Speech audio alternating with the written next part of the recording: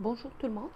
Donc on continue toujours dans la notion des structures hiérarchiques ou bien dans la famille des structures arborescentes.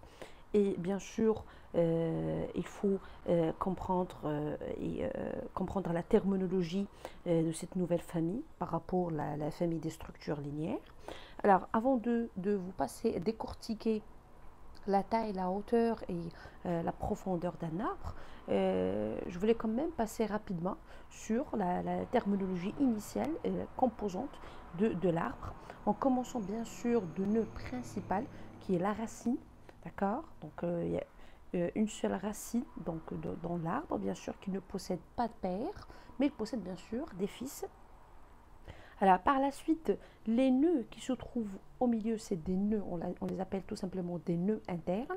Alors, ces nœuds internes, bien sûr, ils possèdent à la fois un père et des fils. Ça peut être un seul fils, ça peut être plusieurs, pas de problème. L'essentiel, c'est qu'ils possèdent des fils.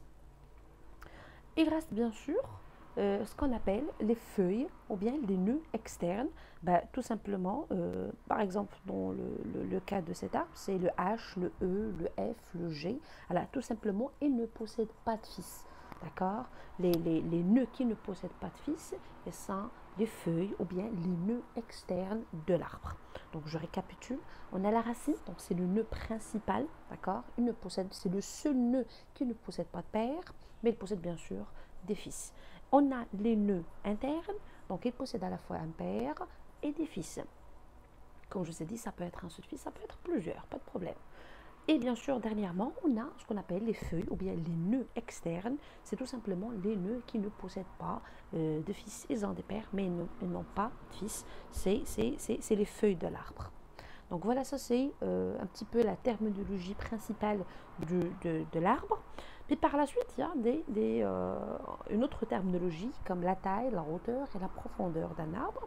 Si je commence par la taille, c'est tout simplement le nombre de nœuds internes qui le composent, plus bien sûr la racine. Donc si je souhaite savoir la taille d'un arbre, c'est tout simplement, je prends l'ensemble des nœuds internes plus la racine. Si je prends l'exemple de cet arbre, donc les nœuds internes, on a dit tout à l'heure, c'est les nœuds qui possèdent un père et des fils. Donc pour notre cas, on a le B, on a le C et on a le D. Donc c'est trois nœuds internes. Ils possèdent un père et des fils. Plus la racine, d'accord. On a une seule racine principale, là il y a le A. Donc en total, j'ai quatre nœuds, donc A, B, C et D. Donc la taille de l'arbre, tout simplement, c'est 4. D'accord. Donc on a une toute petite formule. Donc je prends les nœuds internes plus la racine, ça donne directement la taille de l'arbre. Alors, ou bien je peux passer autrement avec une autre petite formule. Donc si je possède le nombre total de l'arbre, le nombre de nœuds total de l'arbre, moins les feuilles. Donc je prends le nombre total des nœuds de l'arbre moins les feuilles. Donc par exemple, dans cet arbre, on a 1, 2, 3, 4, 5, 6, 7, 8 nœuds, d'accord, en total, moins les nœuds feuilles. Donc on a les nœuds feuilles, c'est le H, le E, le F, le G. Donc on a 4 feuilles. Donc 8 moins 4, ça donne directement 4 encore une fois. Donc la taille de cet arbre, c'est 4.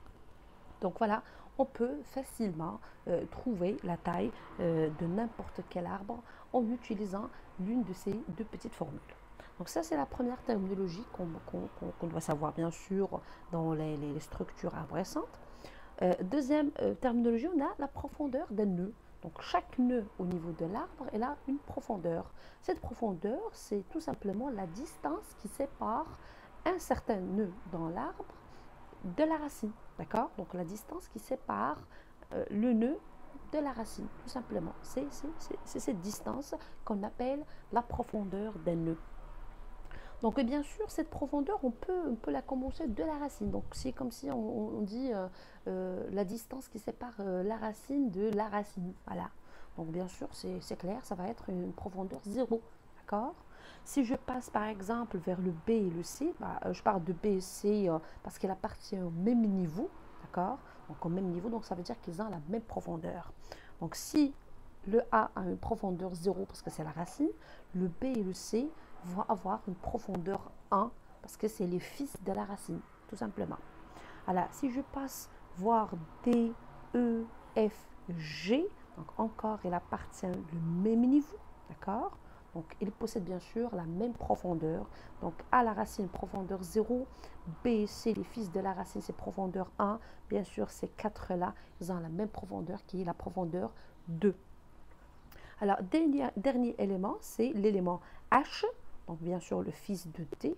Il n'appartient pas, bien sûr, à ce niveau. Alors, lui, il présente tout seul à un autre niveau. Et bien sûr, une autre profondeur qui est la profondeur 3.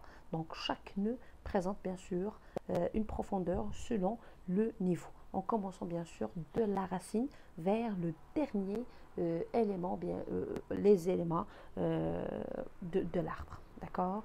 Donc la profondeur, je répète comme petite définition, c'est tout simplement la distance qui sépare un nœud de la racine. D'accord? Cette distance, c'est la profondeur d'un nœud.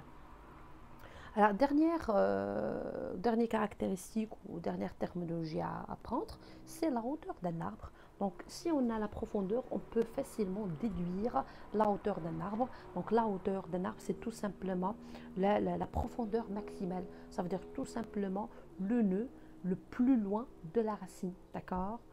Donc, par exemple, dans cet arbre, si on peut remarquer facilement que le H est le nœud le plus loin de la racine.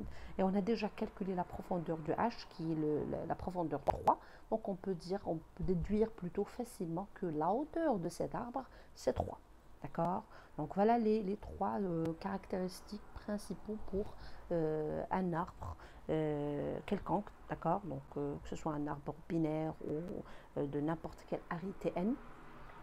Donc, donc, on a la taille, la profondeur d'un nœud et bien sûr la hauteur qu'on peut déduire facilement si on a bien sûr déjà calculé les profondeurs des nœuds de l'arbre. Voilà.